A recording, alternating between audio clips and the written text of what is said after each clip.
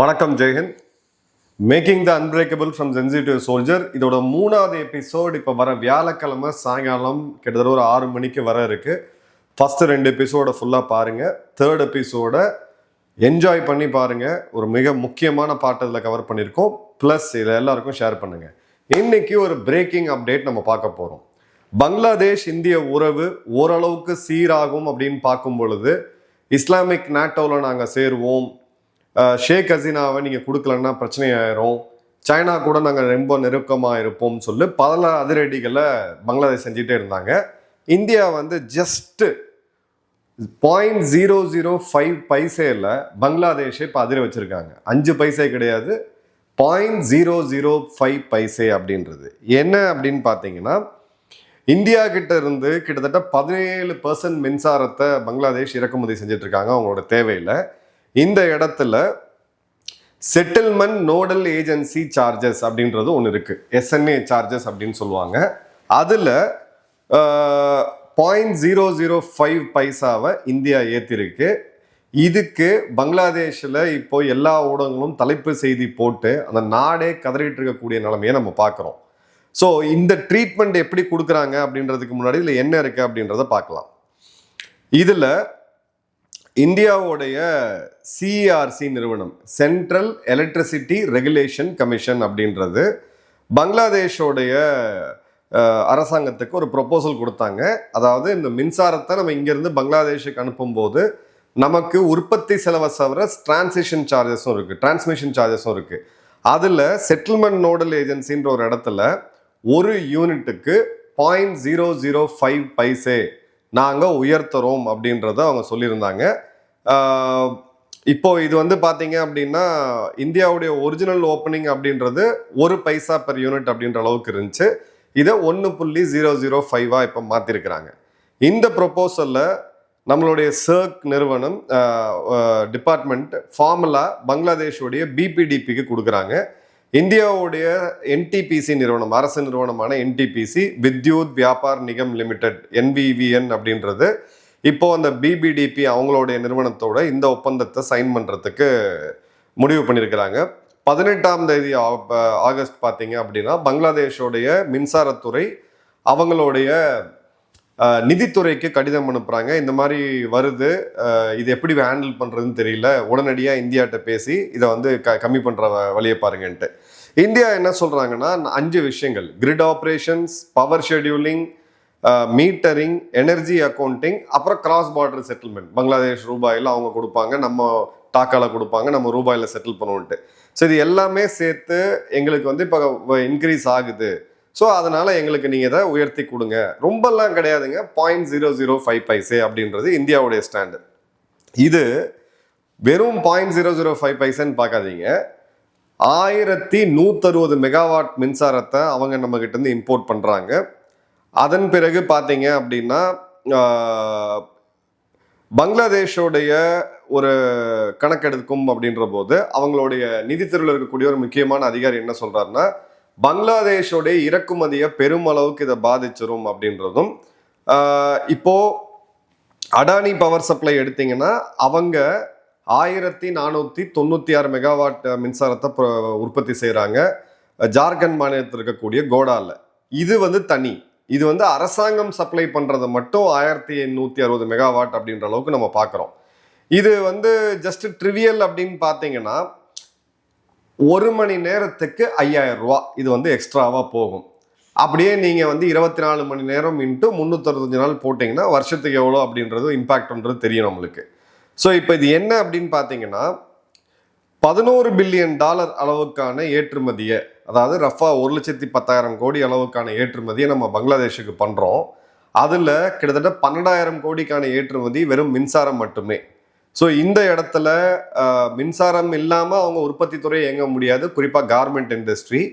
இப்போது அடானியோடைய அந்த நிறுவனம் கோடா பிளான்ட்லேருந்து அங்கே உற்பத்தி செய்கிற மின்சாரத்தில் 3/2 பங்கு வந்து அவங்க ஏற்றுமதி செஞ்சிட்டு இருக்காங்க பங்களாதேஷுக்கு. இதை பேஸ் பண்ணி தான் அவங்களுடைய உற்பத்தி மற்றும் அந்த அடர்த்தியாக வாழக்கூடிய டாக்கா போன்ற நகரங்களில் மின்சார தேவையை அவங்க பூர்த்தி செஞ்சிட்டு இருக்காங்க. இதே மாதிரியான சார்ஜஸை நேபாள் மற்றும் பூட்டானுக்கும் இந்தியா அரசாங்கம் போட்டாங்க. ஏன்னா அவங்க எல்லாருமே இந்த சர்ட் மெக்கானிசம்குள்ளே வரணும்ட்டு.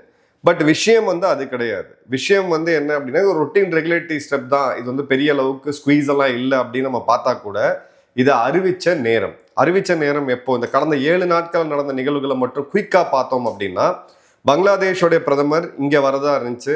ராஷ்டிரபதி பவனில், அதாவது ஜனாதிபதி மாளிகையில் அவருக்கு கொடுக்குற வரவேற்பை கேன்சல் பண்ணாங்க. அவர் வரமாட்டாரா இல்லையா அப்படின்ற ஒரு கேள்வி எழுதுச்சு. ரெண்டாவது, அவங்களுடைய ஒரு வெளியுறவுத்துறையில் இருக்கக்கூடிய ஒரு மிக முக்கியமான அமைச்சர், நாங்கள் இஸ்லாமிக் நாட்டோ மெக்கா அக்ரிமெண்ட்ல சேர்றதை பற்றி நாங்கள் பேசிக்கிட்டு இருக்கோம் அப்படின்னு சொன்னது. சமீபத்தில் இவங்க சைனா கிட்ட போய் போட்ட ஒப்பந்தங்கள், துருக்கியோட இவங்க காமிக்கக்கூடிய நெருக்கம், இதுக்கு நடுவில் தான் ஒரு 0.005 அப்படின்ற காயினை சுண்டி விட்டுருக்குது இந்தியா. இதில் கிளியர் கட்டான ஒரு மெசேஜிங் இருக்குது அப்படின்றத நம்ம பார்க்குறோம். ஏன்னா போன மாதம் பார்த்தீங்க அப்படின்னா மின்சாரம் தட்டுப்பாடு இருக்குது அப்படின்னு சொல்லிட்டு 8 மணிக்கு கடைகள், ஷாப்பிங் மால்லாம் அடைக்க சொல்லி கொடுக்கக்கூடிய நிலைமையில அவங்க இருந்தாங்க. இப்போ இதுக்கு நடுவில் 25, 26 ஆகஸ்ட் PM தாரிக் ரஹ்மான் இங்கே வரதா இருந்துச்சு. அது இன்னும் ஃபைனலைஸ் ஆகும்போது நம்ம அதை பற்றி பேசுவோம். இந்த இடத்துல பங்களாதேஷோடைய மிக முக்கியமான ஸ்டோரி என்ன அப்படின்னு பார்த்தீங்கன்னா, அவங்களுடைய மின்சார இறக்குமதி அதிகமாகிக்கிட்டே போகுது. குறிப்பாக இந்தியாவிட்டிருந்து 12% இப்போ கிட்டத்தட்ட 17% போயிருச்சு. இப்போ இந்தியா கிட்ட இருந்து மின்சாரம் இல்லாம சைனா கிட்ட இவங்களால வாங்க முடியுமா? கண்டிப்பா வாங்க முடியாது. ஏற்கனவே ஒரு மாடுலார் ரியாக்டர் மூலியமா மின்சாரம் கொண்டு போகணும்னு சொல்லிட்டு இவங்க ரஷ்யா கிட்ட ஒரு ஒப்பந்தம் போட்டிருந்தாங்க. இந்தியா தான் அந்த ஒப்பந்தத்தை முன்னெடுத்து கொடுத்துச்சு, ரஷ்யா கிட்ட பேசி கொடுத்தாங்க. இப்போ அமெரிக்காவுடைய இந்த திடீர் நட்பு காரணமா அந்த ப்ராஜெக்டை இவங்க கேன்சல் பண்ணியிருக்காங்க. சைனால இருந்து இவங்களுக்கு மின்சாரத்தை கொண்டு வர முடியாது. மியான்மர்ல இருந்து இவங்க மின்சாரம் வரதுக்கான வாய்ப்பு இல்லை. கடல் வழியா மின்சாரத்தை கொண்டு வரதுக்கான டெக்னாலஜி ஒன்றும் வரல. ஸோ இந்தியா கிட்ட இருந்து தான் இவங்க மின்சாரத்தை வாங்கி ஆக வேண்டிய நிலைமை அப்படின்றது இருக்கு. அதே மாதிரி உள்ள வரக்கூடிய நேபாளுடைய ஹைட்ரோ பவர் ப்ராஜெக்ட், இவங்களுக்கு நேபாளில இருந்து மின்சாரம் வாங்குறாங்க. ஆனால் அதுவும் இந்தியா வழியா தான் போகுது. இந்தியாவுடைய சர்க், நம்மளுடைய நேஷனல் கிரிட் வழியா தான் அந்த மின்சாரமும் போயிட்டு இருக்கு. மூணாவது, ரொம்ப முக்கியமாக நம்ம பார்க்க வேண்டியது என்ன அப்படின்னு பார்த்தீங்கன்னா, எக்கச்சக்கமான இந்தியாவுக்கு எதிரான ஸ்டாண்ட் அவங்க எடுத்துக்கிட்டே இருக்கும்போது இந்தியா எதுவும் பண்ணாது, இந்தியாவுடைய பொறுமையை சோதிச்சு பார்க்கலான்னு சொல்லி ஒரு ஸ்டெப்பாக எடுத்து வச்சுக்கிட்டு இருந்தாங்க. இந்த இடத்துல ஜஸ்ட் ஒரு சாம்பிளை மட்டும்தான் இந்தியா காமிச்சிருக்குது அப்படின்றத பார்க்குறோம். இப்போ இந்த இடத்துல 3 முக்கியமான பிரச்சனைகள் அவங்களுக்கு இருக்கு. அவங்களுடைய டொமஸ்டிக் கேஸ் ப்ரொடக்ஷன் கம்மியாயிட்டே இருக்கு. எல்என்ஜியோடைய இம்போர்ட் ப்ரைஸ் அதிகமாகிறத நம்ம பார்க்குறோம். ஸோ அவங்களுடைய shopping malls, market, cultural events இது எல்லாமே 8 மணிக்கு மேலே நடத்தக்கூடாதுன்னு சொல்லி தடை பண்ணுற அளவுக்கு அந்த நாடு இருக்குது. அதே மாதிரி மின்சாரம் தவிர இந்தியா பங்களாதேஷோடைய ஃப்ரெண்ட்ஷிப் பைப்லைன், அதாவது பெட்ரோல் டீசலை இந்தியாட்டிருந்து இறக்குமதி செய்து பங்களாதேஷ். இதில் நுமாலிகட் ரிஃபைனரி அசாமில் இருக்க நிறைய பேருக்கு தெரியும். அங்கேருந்து ஒரு பைப்லைன் மூலிமா நமக்கு பெட்ரோல் டீசல் போகுது. அதுலேயுமே எங்களுக்கு அதிகமான பெட்ரோல் டீசல் தேவைன்னு கேட்டு அந்த ஏப்ரல் மாத காலத்தில் பெரிய தட்டுப்பாடு உலகம் முழுக்க வரும்போது கிட்டத்தட்ட 5 லட்சம் லிட்டர் பெட்ரோல் டீசலை அவசரமாக இந்தியாட்ட கேட்டு பெற்றாங்க. இந்தியா அதை கொடுக்காம இருந்திருந்தாங்க அப்படின்னா அங்கே டப்பா டான்ஸ் ஆடி இருக்கும். இதுதான் அங்கே இருக்கக்கூடிய ரியாலிட்டி. இப்போ இவங்களுடைய பவர் டிவிஷன் செக்ரட்டரி மிரானா மரூக், இவங்க ஆகஸ்ட் மாதம் நம்மக்கிட்ட இந்த ஸ்டார்டிங் வரலாம் நம்மக்கிட்ட பேசுகிறாங்க. கிராஸ் பார்டர் எலக்ட்ரிசிட்டி ட்ரேடை நம்மளுடைய பவர் செக்ரட்டரியாக இருக்கக்கூடிய பங்கஜ் அகர்வால்கிட்ட பேசிட்டு, எங்களுக்கு இன்னும் நிறையா பவர் வேணும், எங்களுக்கு இன்னும் கொஞ்சம் சீப்பான வேலையில் பவர் கொடுங்க அப்படின்னு கேட்டாங்க. இப்போ பங்களாதேஷோடைய இம்போர்ட் கேப்பபிலிட்டி அப்படின்னு எடுத்தீங்க அப்படின்னா 2656 மெகாவாட் இந்தியாட்டிருந்து மட்டும். இதில் ஒரு கணிசமான அளவுக்கு அரசு நிறுவனங்கள்ட்ட இருந்தும், ஒரு குறிப்பிட்ட இடத்துல பார்த்தீங்க அப்படின்னா அவங்களுக்கு அடானி நிறுவனத்திலிருந்து இம்போர்ட் பண்ணுறாங்க. அடானி நிறுவனத்தோடைய ரேட் அதிகமாக இருக்குது, கம்மி பண்ணணும்னு சொல்லி நடுவில் சில பிரச்சனைகள்லாம் பண்ணாங்க. பிறகு நீங்கள் கொடுக்க வேண்டிய பணத்தை கொடுக்கலன்னா நாங்கள் மின்சாரத்தை கட் பண்ணுவோம்னு இவங்க சொல்லும் பொழுது அதன் பிறகு வாழை சுருட்டிக்கிட்டு இவங்க இருந்த சூழ்நிலையை நம்ம பார்க்குறோம். ஸோ இந்த bigger Jio political chess board அப்படின்னு பார்த்தீங்கன்னா சைனாவா இந்தியாவா அப்படின்ற ஒரு ஸ்டாண்டில் பங்களாதேஷ் கம்ப்ளீட்டாக வந்து ப்ரோ சைனாவா போகிறது ஒன்று.